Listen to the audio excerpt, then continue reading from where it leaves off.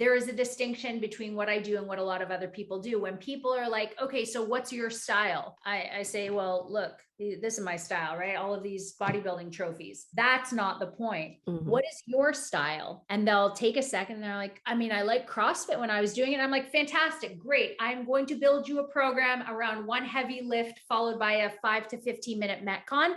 You're going to be working out 3 days a week to allow for recovery and a little bit of accessory work on the weekends, probably a lot of yoga and mobility also, so we don't injure you. And then a separate conversation with a different, unique individual. They'll say, well, what's your style? And I'll say, doesn't matter. What's your style? And they'll say, well, I herniated my disc last year, so I've really just been doing like restorative yoga. And I'm like, perfect, good. You and I are going to do restorative yoga. I'm going to send you a boatload of links. And then slowly but surely, we're going to work you up into 3 full body workout routines in between the yoga sessions. How does that sound? Right? So that's one of the reasons I don't like exercise. Because I think when people think exercise, they think Planet Fitness, they think Barry's Boot Camp, they think, but fitness is like exercise is all of those things, but it's conquerable. But when we call it exercise, everyone immediately conjures up an image of something they don't want to do, right? I would rather say movement. What does movement look like to you? I love Orange Theory. Go do it.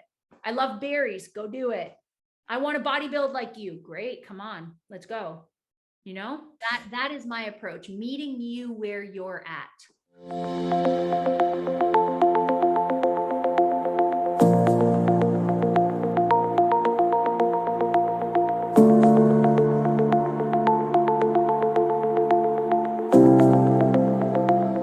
Hi, Jaime. Welcome to the Awaken Heart podcast. Thank you so much for having me, Nancy. I appreciate it. No, I appreciate you being here, and you're coming from sunny Florida.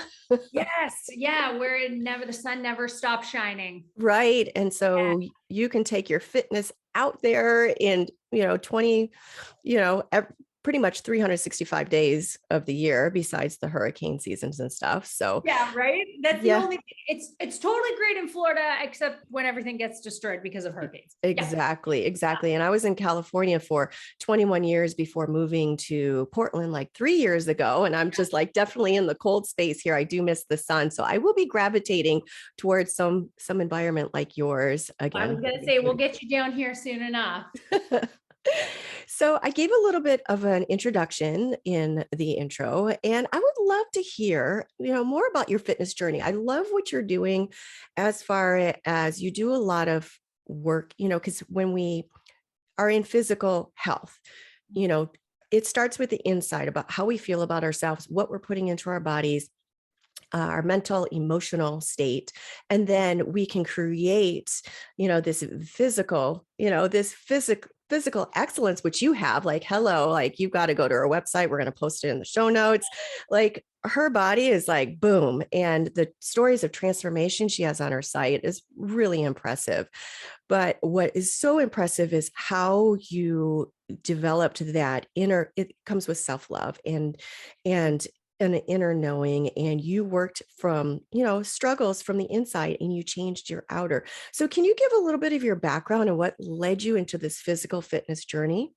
Sure. So I love the fact that you already tied in physical health, physical fitness and strength to inner strength, but also physical health to mental health, because my journey to physical strength began with my mental health declining. I started my first diet when I was 11. Can't tell you exactly why, right? I think thankfully I'm super far removed from it, but I know that whatever it was, it flipped a switch that would take literally a decade to switch back. But I remember reducing my calories at the time. I remember obviously being too young to get a gym membership. So it was push-ups, sit-ups, running, as much as my, little 11, 12, 13-year-old body could handle, until I was 15, hospitalized for the first time as an inpatient in Toronto's Sick Kids Hospital. 40 days as an inpatient and then 2 months as an outpatient. As soon as I got out, I was obviously quite angry with my parents for taking away my 11th grade the last month of my grade 11, and then the summer between 11 and 12th grade, right? It was going to be the last time that I saw all of my friends. How rude. Couldn't go to summer camp, obviously. And I just remember getting a gym membership for the first time. I had lied about how old I was in order. I told them I was 16, I was 15, and I was brought into the personal trainer's assessment room. And I'm telling you, I was no more than 105 pounds at 5'7". And he said, you know, what would you like to accomplish? And I said, I want to get stronger. And he said, okay, what else? And I said, I want to be able to do pull-ups. And he said, what else? And I said, I want to squat my body weight. And he said, what else? And that was a turning point for me, right? It wasn't a turning point in terms of my physical health. Again, it declined. It just kept getting worse, separate story. But it was the first time somebody ever made me feel capable. It was the first time someone had ever said, cool. I get that those are your goals, but you could have more. There's more out there for you. Your potential is more than you think it is. And even for my little 15-year-old brain, it was so transformative because I didn't know this guy from Adam, but he believed in me in a way that I didn't believe in myself. He planted those seeds for you. That there was nothing I couldn't do or be or have. And I was like, wow, like, okay, so again, I'm focusing on my goals and whatever, still continuing to lose weight. But on the other hand, I'm like, I want to do what he does because I want to make people feel like that. Cool. Okay. Obviously I was 15 and I was working like slinging hot dogs at the Rogers Center, right? It was not my time to have a career yet. So again, back to the story, got a gym membership, obviously got a lot worse before I got better and fully recovered. But it was also at that time where I was no longer just so fixated on the cardio portion because I now had access to weights. So rather than looking like, I hate to say it, but like the cliche ballerina, like just super, super thin, the way you might be picturing it in your head, I had muscle. Granted, I was nothing but muscle and sinew, but I at least had shape.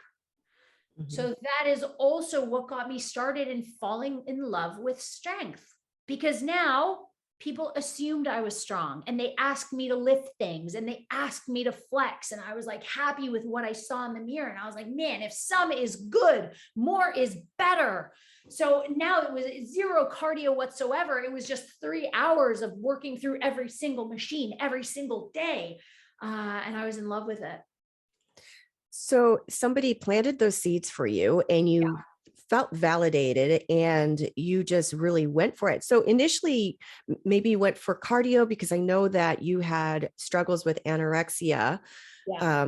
Was that before it's before you got into the weight training or after? Were you still struggling with it? So after, I still struggled with it because this is where body image came into play. I would look in the mirror and I would see in my head 150 pounds and 4% body fat. What was actually there was 100 pounds and 4% body fat. So I never had, thank goodness, the type of body dysmorphia where I saw someone who was overweight in the mirror. I just saw myself as this much bigger bodybuilder than I actually was. I thought I legitimately looked like the men who were on the cover of Flex magazine and Men's Health and Muscle and Fitness. So that's when I decided to take my talents on stage. And I competed as like a teen female bodybuilder, open female bodybuilder. And the judges were like, girl, you're not well. You look like you belong in the hospital, not on stage. And I was like, but what do you mean? I look like all the guys I see on the magazines. And they're like, but you don't. You don't. You're really small.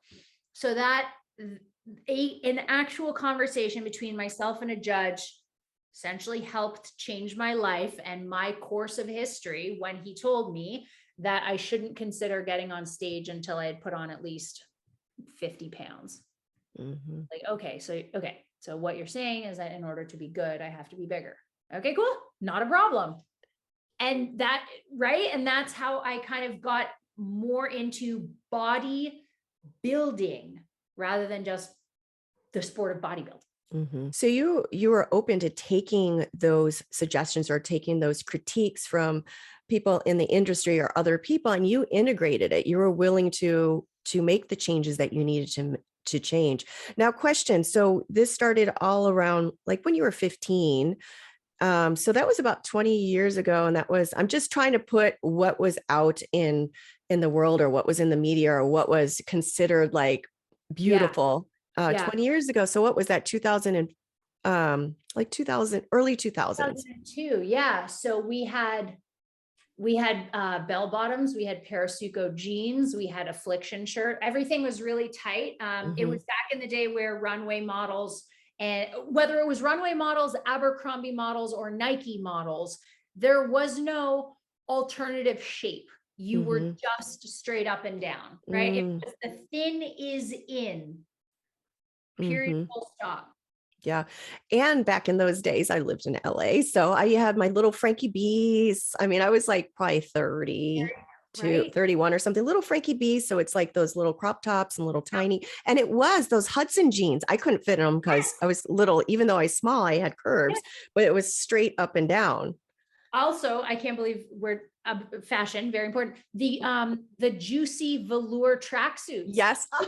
You literally can't look flattering in if you're more than a size 2. They only are designed for a size 2, and everyone was wearing them. No, and I couldn't. I looked fun. I mean, I was tiny, but like I And said, I had yet, some curves, and right? I couldn't wear them. Yeah. I just saw some of those in Marshalls recently. Oh God, are those those coming back? Oh, stay away. So what would you tell? There's a lot of the younger generation that is so influenced now from social media. They're so influenced like what their Instagram post is. And, you can find anything on there that your algorithms are going to keep fulfilling. So a Yeah. lot of these girls that are in school, like prepubescent and high school, there's such pressure to look a certain way, and they're following really unhealthy habits or unhealthy aspirations to be something that they just might not naturally be able to be and do. So what would you suggest to this younger generation as far as finding their own, looking at the truth of what the social media really is and finding their own own internal validation for who they are individually as a girl, or these young girls, like, this is me and this is what I can be and I'm happy with that. I wish I could shake every single high school girl in obviously the most healthy way possible and say, this isn't it for you. You know what I mean? Like, this isn't the hardest thing you're ever going to have to go through. Wait till you have to pay a mortgage. Like, you think the algorithm is mean? Wait till you're paying federal income tax. That's mean. So I wish that I could just say, listen, the people that you think are the most important in the world and whose opinions you think you respect right now, you are going to forget about them by the time you're in college, because exams are going to kick your butt and you will not have time to focus on who's wearing what. And the algorithm will be a thing of the past when you have to study for an SAT or an MCAT or an LSAT course. I want to let them know that where they're at now is just a snapshot in time. And really, I think this is a reminder even adults can use. Whatever you're going through now is a snapshot in time. And 5 years from now, it will not be relevant. So please do not give it the time of day. Don't dwell on it right now. So maybe they should pick up that book, Don't Sweat the Small Stuff, because it's all small stuff. And also, you are a badass, right? We're talking about affirmations, right? Forget about what other people are saying about you. The most important thing is, what are you saying to yourself about yourself? What is your own narrative? Yes, those are really good books. I'm going to put in the show notes. So it's about finding that own internal sense of self. So there's so much coming at them. How do they begin to take those steps? Yes. Okay. Yes. I'm going to have mortgage later on in life, and, I'm going to have to pay taxes, pay the man. So where do I start now? Right now, I'm 15 years old and I'm not feeling good about myself. And, I'm eating all this crappy food. Yeah. And I'm not exercising. Right. Okay. Oh my gosh. So much to unpack there. I think the easiest one would be the nutrition. All right. Because to an extent, 15-year-olds have control. Granted, they still live under their parents' roof, right? So we're hoping that the parents are having a great influence, not just on what the kids are eating, but on how the kids are talking to themselves. My mom was always on, oh my gosh, it's called the Dr. B diet. And what he does is inject vitamin B6, 12, 18 into you and put you on an 800 calorie diet. So I heard a lot of that growing up. And my mom was on it because my aunt was on it, and my aunt was on it because her best friend was on it. And then all of the women would sit in the kitchen over a black coffee and commiserate about how miserable it is. And the Richard Simmons Sweating to the Oldies videos were always around, right? It was one of the ways I burned calories when I was 14. It was just nonstop Richard Simmons videos because that's what was under my roof. So I just have to say one thing. I'm going to interrupt. Do you remember Jalad? I think his name is Jalad. I used to do his videos. I don't remember. He was kind of like a Middle Eastern guy. He'd be on the beach. I do not remember, but that would have been super fun. I remember Billy Blanks' Tybo. Yes. Videos, we used to do that in LA. Yeah. Okay. So I think really it starts with how are the parents talking to their kids about body image, about food and movement? What are the parents demonstrating? Are they role models themselves when it comes to how they're talking to themselves, what they're putting in their bodies, and are they moving, right? Family walks. My wife is a huge fan of family walks with our dogs. And I was like, in what world? Like, why are we walking? And she's like, well, when else are we going to talk about our day together? Well, right. But that's what, like, her mom was big on family dinners, but then also big on family walks. And that was never something I grew up with. So I love it. So back to the kids, right? Okay. To an extent, you have autonomy. When your friends go to McDonald's, you can say no, or you can make a reasonable decision, right? There's nothing wrong with an ice cream cone, right? But are we stopping at that ice cream cone? The other thing I would encourage a teenager to do is create something like a mood food journal, right? The science of nutritional psychology is massive now, but it was not a thing then. And it's essentially the study of how food makes you feel. When I eat a Pop-Tart, take 5 minutes, 20 minutes, reflect on it. Am I sad? Am I tired? Do I have more energy? Okay. And then I have a salad. Okay. How's my digestion? How's my mood? Am I sleepy after eating heavy greens, or am I uplifted? Right? Reflect on food is not good or bad until it makes us feel good or bad. And I tell that, I just spoke to a youth leadership club at the YMCA yesterday. And I said, raise your hand if you think McDonald's is a cheat food. And they all raised their hands. And I'm like, wrong. Every single one of you is wrong. Raise your hand if McDonald's makes you feel bad after you eat it. And then like 3 people said yes. And I said, okay, for you guys, McDonald's is a cheat. Everyone else in this room, we're going after the meeting. You know what I mean? So I think they also have to get rid of that misnomer that food is good or bad. I never thought about it that way. How does this make me feel? I know I feel awful after I eat certain things, but I really like that approach, because it's when we make something wrong and we can't do it in diets and like you feel deprived of things. It's like, how does it make me feel? And another way to look at it too is always like, how is this like your body? How are you feeling this body? Like everything is fuel, and it's either nurturing or it's, hurting your body. And if you ever look at labels and stuff, it's like, what the hell is this stuff? Right. But the label should say, will make you run faster. You know what I mean? Like if we were to take a look at Fruit Loop cereal with marshmallows and compare the nutrition label to oatmeal should say, will make you lift heavier.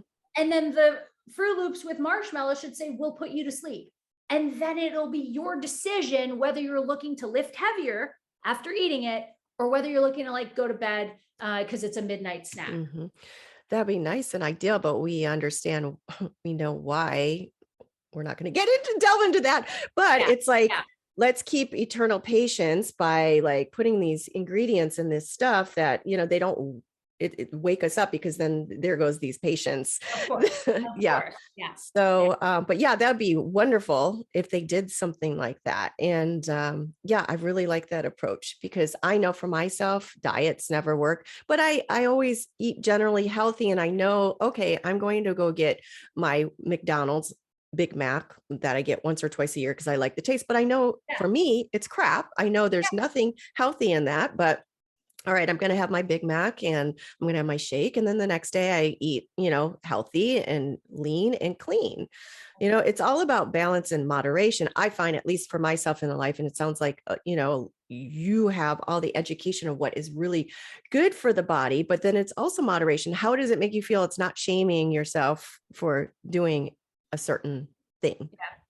Yeah. Yep. 100%. And the other thing that I don't love about restrictive diets is, I've seen trainers give clients like a do and do not eat list. Okay. Mm-hmm. But if I say, okay, Nancy, whatever you do, don't picture a tree. Don't think about foliage. Don't even picture a tree.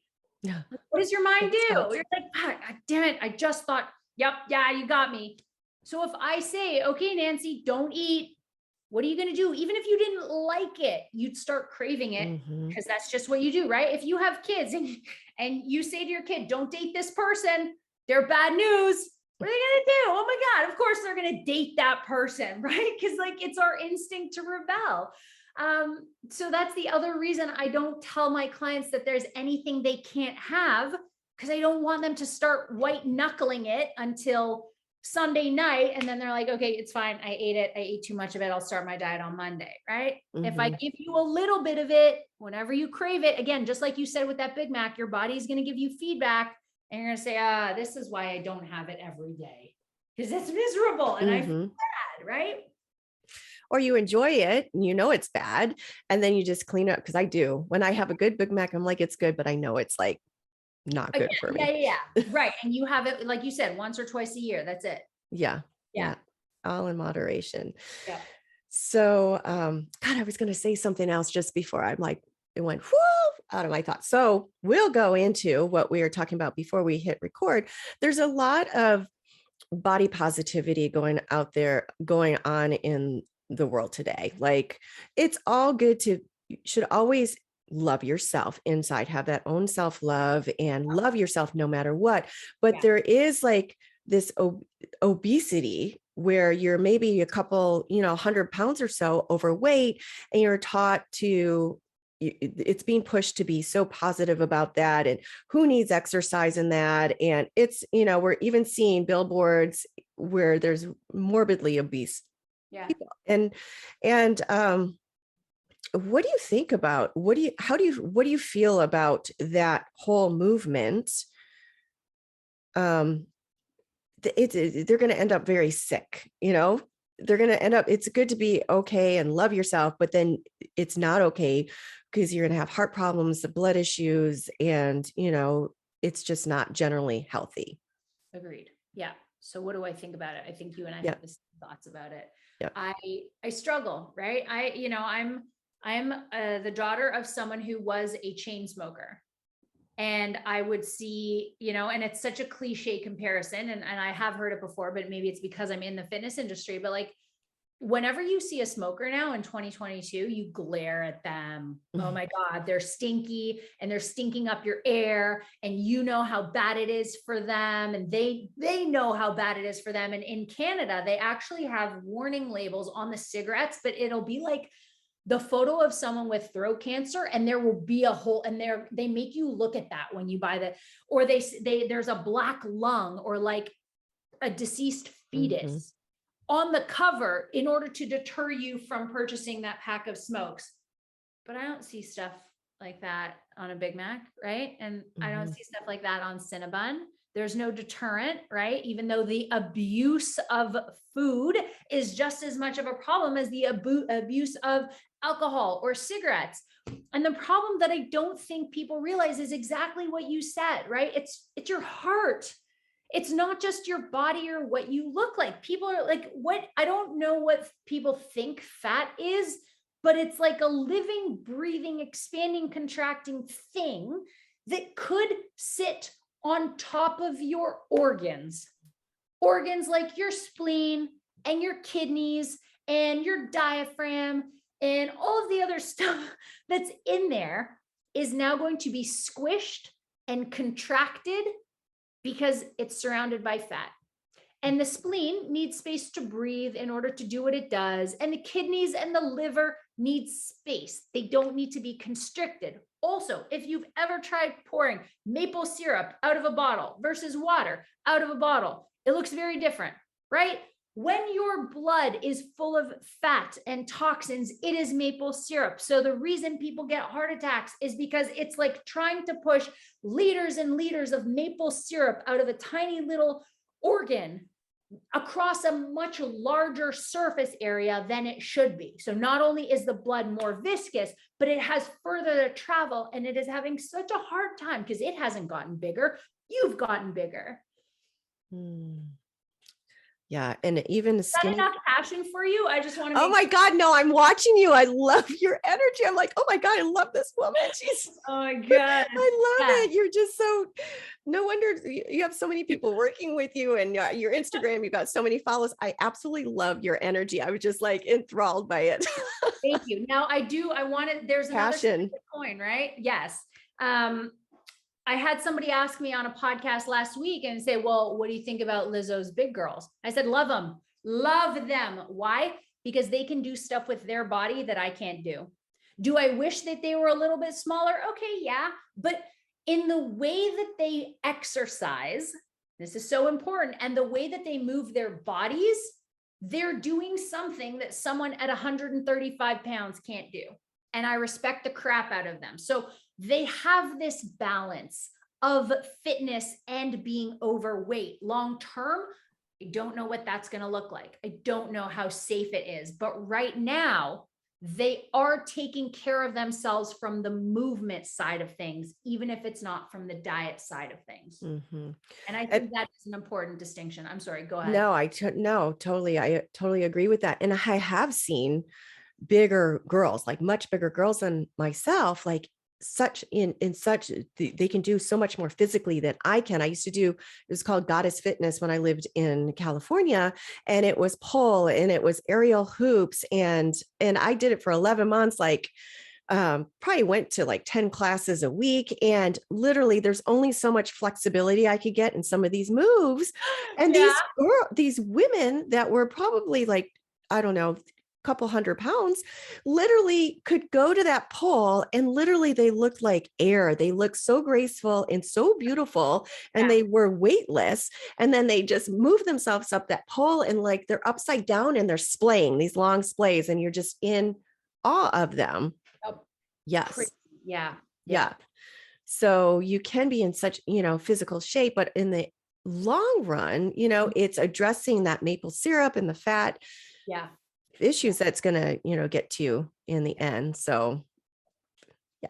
And I used to see, when I used to go to Europe, like beautiful women that are just like, in these little clothes in Spain, and they're strutting, and like, they have this beautiful essence. So addressing that essence and, just illuminating who you are already, and then getting into like, a little more healthier eating and physical fitness that's going to actually tone your body. Now we talked a lot, nutrition or fitness is literally inside out. First of all, it's feeling good about yourself and knowing who you are. And then food is like 90% of the journey, right? What you eat. But then there's the physical transformation and physically transforming the right way, which you know how to do because you went into bodybuilding and such. So what kind of, everyone's different. There's bodybuilding, the way you train, and then there's bodybuilding just to like be fit, or fitness model. And then there's training to just be, overall healthy and, athletic and movement. So what would you tell each group? I don't know how to say that. How would you, the strength training for all these different. No, I think I'm picking up what you're putting down. So and obviously this is not self-promotion, but I think there is a distinction between what I do and what a lot of other people do. When people are like, okay, so what's your style? I say, well, look, this is my style, right? All of these bodybuilding trophies. That's not the point. Mhm. What is your style? And they'll take a second and they're like, I mean, I like CrossFit when I was doing it. I'm like, fantastic, great. I'm going to build you a program around one heavy lift followed by a 5 to 15-minute Metcon. You're going to be working out 3 days a week to allow for recovery and a little bit of accessory work on the weekends, probably a lot of yoga and mobility also, so we don't injure you. And then a separate conversation with a different, unique individual. They'll say, well, what's your style? And I'll say, doesn't matter. What's your style? And they'll say, well, I herniated my disc last year. So I've really just been doing like restorative yoga. And I'm like, perfect, good. You and I are going to do restorative yoga. I'm going to send you a boatload of links. And then slowly but surely, we're going to work you up into 3 full body workout routines in between the yoga sessions. How does that sound? Right. So that's one of the reasons I don't like exercise. Because I think when people think exercise, they think Planet Fitness, they think Barry's Boot Camp, they think, but fitness is like exercise is all of those things, but it's conquerable. But when we call it exercise, everyone immediately conjures up an image of something they don't want to do, right? I would rather say movement. What does movement look like to you? I love Orange Theory. Go do it. I love berries. Go do it. I want to bodybuild like you. Great. Come on. Let's go. You know? So that is my approach, meeting you where you're at. Yeah, because if you tell them to do something that they hate doing, like if someone hates running, oh, go run, 3 miles a day, and then they're not going to do it. No, because not only will they hate it, there's a psychological component too. Not only will they hate it and it'll be miserable, they will not feel heard. They will not feel like I listened to them. So why would you trust that I have your best interest in mind if right off the bat, I essentially put my middle finger up and said, you're going to do it anyway. Right? I don't want that. This is all about trust. This is a relationship, right? So it's you're listening and they're being heard, and you're doing a personalized approach to what might light them up and what they'll actually continue doing. Yeah. Because I joined a crunch gym, and I don't go. I go spinning a couple days a week. But when I lived in California, I did class. I mean, I was doing everything.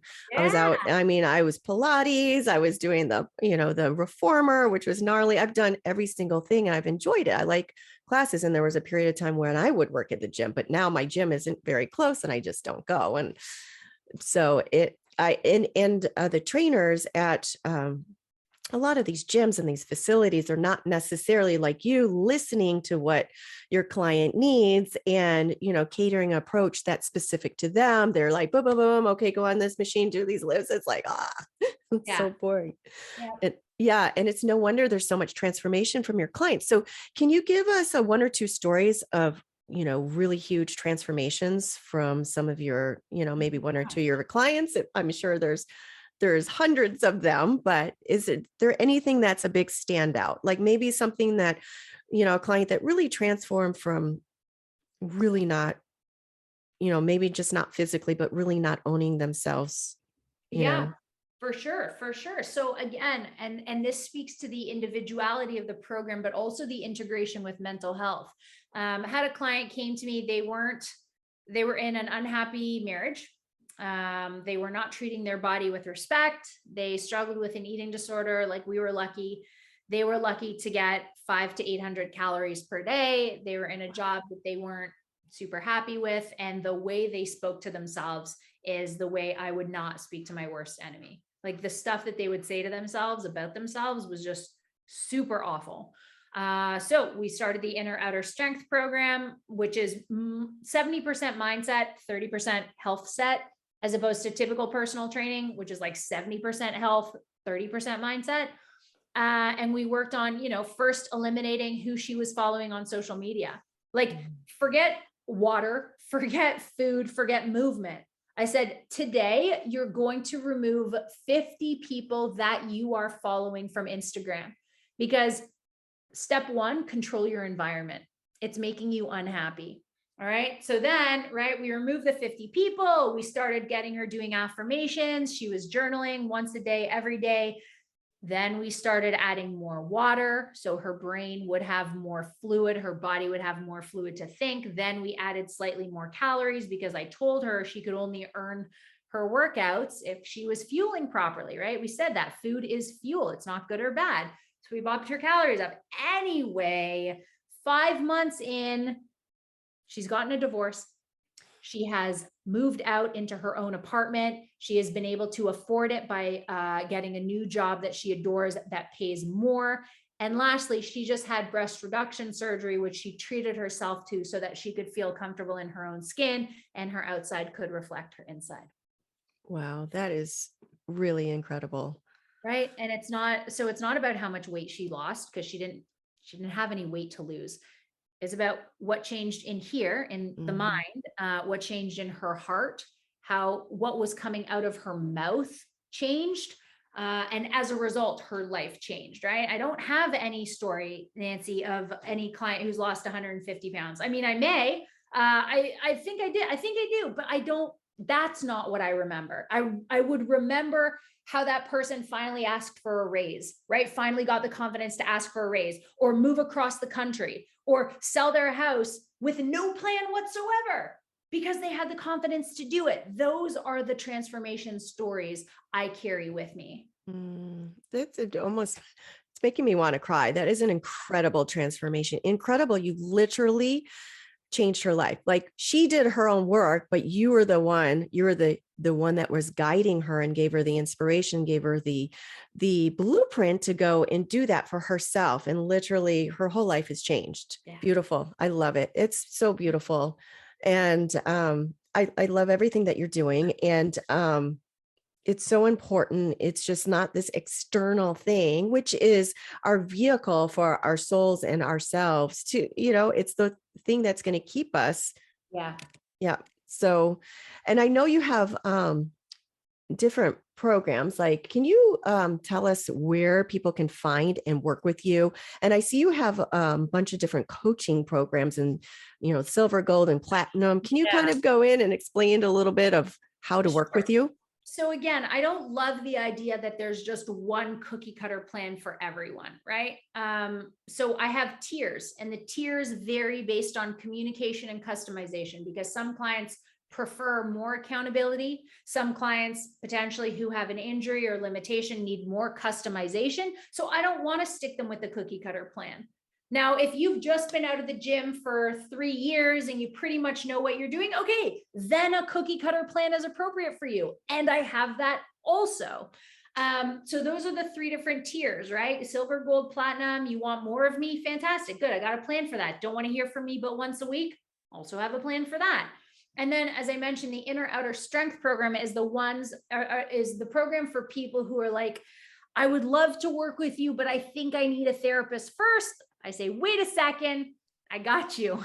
I have a plan for that also. So that's the one where we spend, I have a weekly assignment that goes out. There's a group empowerment call every Sunday morning. You and I communicate on the phone once a week for kind of a one-on-one check-in. And in addition, if you want to use it, there is the training and nutrition component as well. And I think they should go to you before. I mean, not to knock therapy, but literally it's such an interactive approach and you're really listening and addressing. I mean, yes, there's therapy, but I've been to therapy and it's talk. Like, can you give me something, please? So, yeah. And again, I'm not saying that I don't knock therapy either. No, absolutely not. I mean, I wish therapists understood just how impactful movement could be, right? We all know that just walking makes you feel better and it's for free. So I wish that people would just journal and walk. And then in 2 weeks, if you still don't feel better, we can talk about therapy, but journal and walk. And walking and getting out into nature. And if you can, even if you're in a cold environment, bundle up, get out into nature and commune with the nature and journal. And that's going to help you so much. Absolutely. So I know you're in Florida. And we had the pandemic. So you probably reach people all over the world through coaching, through Zoom or those kind of online communications. And then do you work with a lot of people one-on-one in Florida since it's warm and you can get in person over there. I would love to work in person with you.